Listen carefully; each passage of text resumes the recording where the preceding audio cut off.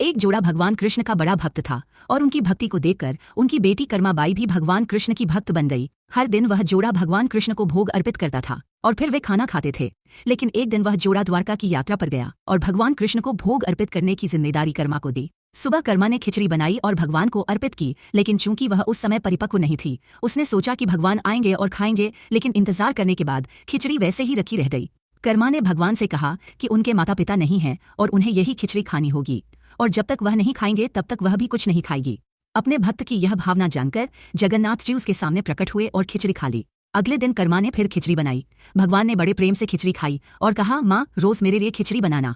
एक दिन एक महात्मा कर्मा के पास आए। जब उन्होंने देखा कि कर्मा बिना स्नान किए खिचड़ी बना रही है तो महात्मा ने कहा कि पूजा के भी कुछ नियम होते हैं। अगले दिन कर्माबाई जागी और सभी घरेलू काम किए और फिर खिचड़ी बनाई, लेकिन बहुत देर हो गई थी। फिर भगवान खाने के लिए पहुंचे, लेकिन खिचड़ी तैयार नहीं थी। इसलिए उन्होंने कहा, जल्दी करो माँ, मेरे मंदिर के दरवाजे कुड़ी में खुलेंगे और मुझे वहां पहुंचना है।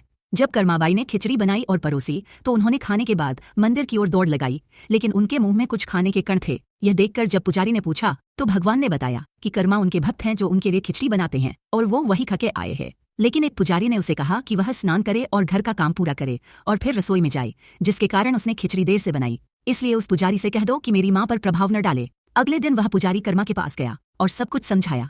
फिर कर्मा ने पहले की तरह करना जारी रखा। समय बीत गया। एक दिन मंदिर के पुजारी ने भगवान के चेहरे पर आंसू देखे तो उसने कारण पूछा तो भगवान ने कहा, मेरी माँ अगले संसार में चली गई हैं, मुझे इतना स्नेह से कौन खाना खिलाएगा। पुजारी ने कहा, प्रभु हम यह कार्य करेंगे। माना जाता है कि तभी से सुबह भगवान को खिचड़ी अर्पित करने की परंपरा